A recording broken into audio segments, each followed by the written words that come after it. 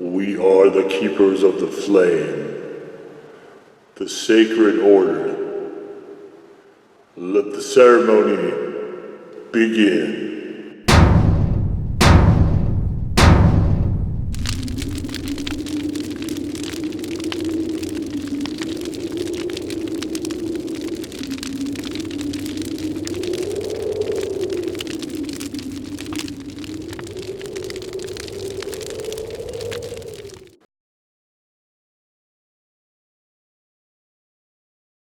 And today, faithful acolytes, we take a look at this. And what this is Rocky Mountain hot sauce from Motherlode. And there we've got a cool little picture of an old miner striking the motherlode of hot sauce in a mountain somewhere. Mining for hot sauce. Yes, indeed. All right. I guess if you guys would like to, you can attempt to read their little blurb here. And on this side, we have some ingredients. And this is kind of a pain to do this, so I'll just read it to you. Water, distilled vinegar, carrot juice concentrate, tomato paste, sea salt, sugar, guajillo chili powder, chili de árbol, spices, piquin pepper, onion powder, ají amarillo powder, mustard powder, xanthan gum, and ascorbic acid. So there it is, guys, and as I said in the review, this to me tastes a lot, and I think it kind of looks that way too. It tastes a lot just basically like liquefied chili powder, just the stuff that you go buy on your grocery store shelves. And let's so you can see it's a, I'd say I'd call it a semi-thick sauce. It's got a nice pour to it, guys. You can get a good look at it here. Roll it around.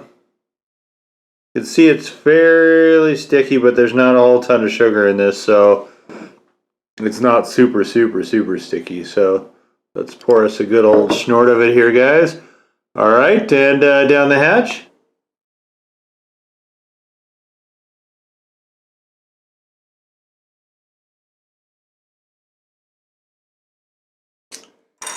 It reminds me a little bit of the Taco Bell mild sauce. It has about the same heat charge, which is to say practically non-existent. So flavor is kind of the shot here. Now, where it gets away from chili powder and that type of flavor is that carrot. The carrot actually reads through when you're eating it straight like this. Obviously, probably nobody outside of somebody shooting a video for this purpose is going to be eating it straight. I wouldn't think. But you can really catch the carrot there, which is very subtle otherwise. There's a lot of different ingredients in here. I'm just kind of looking at the panel here.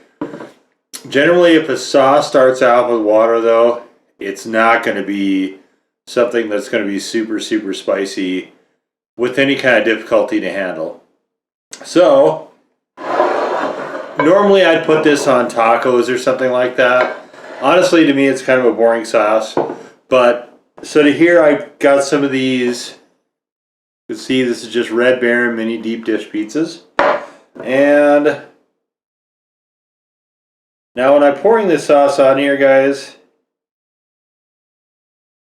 I try to be a little careful, guys, because I don't want... See, I'm putting not a whole ton of it on here, and it's not because it's spicy or anything. It's because it is runny enough that it makes a mess, and I don't want to do that. I'm not worried about overpowering pizza or anything like that. So what I want to do is I want to get enough on there so that it will just warm it up. It'll warm up the sauce, because the sauce cold on a hot pizza is kind of irritating. Okay. So let's see if, I did this one first. Let's hope this one's warmed up enough. See, it's dripping already. The carrot goes away pretty quickly. fighting with this pizza.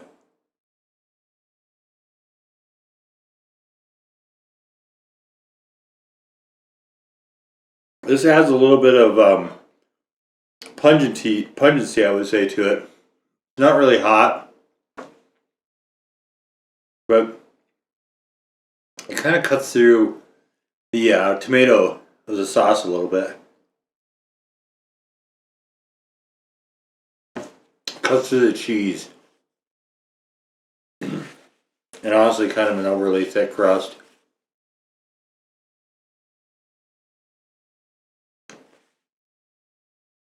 We see a lot of reviewers that will use pizza kind of as their baseline. And I use pizza to a degree as my baseline too. Mine is, well, it depends on the sauce, but I use chicken strips a lot as well, guys, which of course is another old favorite, guys, of many reviewers out there as well. So this one has warmed up slightly, so we don't have the hot cold jarring sort of thing to it. But you guys can see even there, it's runny. Oop. Yeah, it's so runny it ran right onto the table. So you can see this gets runny when it gets a little bit warmer as well.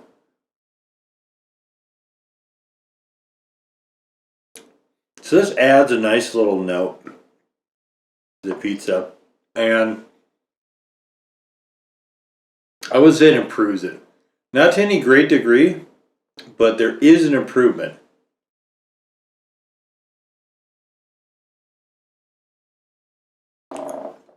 And I guess that's kind of the whole point. But there's no heat at all on this. It's I'm not even sure I should call this a 1. I mean, there is heat. Like, you can notice that there's a little bit of picante to it. So I can't really say it's a 0. It's not like a bell pepper or anything, but it's very, very minimal. And this is one where, if you like the flavor a lot, it makes sense to add it. If you have something dry and you want to moisten it up a little bit, this would be a pretty good choice because the impact on food is pretty moderate. Now, if you put a bunch of it on there, like one of these was just dripping, just see this one's got runny sauce on it, but if I poured it on there to the point where I had to pool, then it would start to infringe on stuff. But just having it on here like this, and in fact, this one I actually maybe even have a little bit too much of it on there. But just having it like this, it really gives a nice sort of accent to things. I have had this on Mexican food as well. And it plays nicely in the same degree. Honestly, I would say it probably does better with Mexican food because those spices are really more of that type of flavoring system, but it's good to get pizza in the mix too. You could stir this into a tomato soup. It wouldn't raise the heat, but you'd have a different, flavor profile. There's a wildfire version of this, guys. And as I said in the review for this, which you guys can see in the description below, I thought, I remembered the Motherlode. I didn't remember that the other one had a red cap and was called Wildfire. And that's what I thought I was buying. This one I passed up, honestly, guys, numerous times. And it wasn't, for some reason I thought the sauce itself was called Motherlode rather than the name of the company being Motherlode.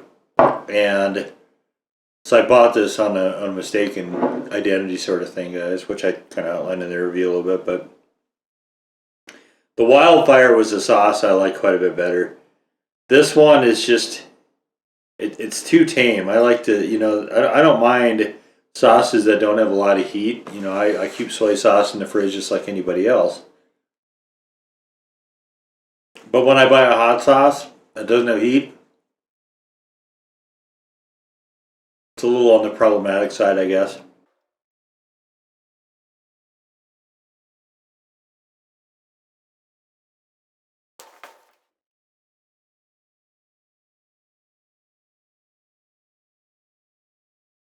You know, especially for the price. I think this little thing cost me like $5. It's a little 3 1/4 ounce bottle.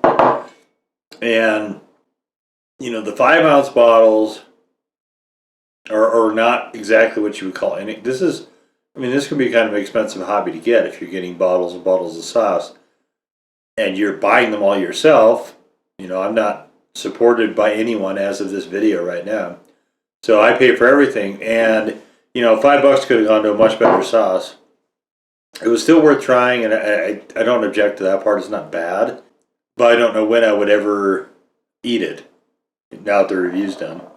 So I'll probably save it and see if, you know, maybe there comes to be some use a little bit further down the line. This would, I think, probably work well in ramen noodles, and if I can figure out a way to eat those cleanly, I might bring those onto the channel as well, guys. But typically, I don't have those a lot either, so.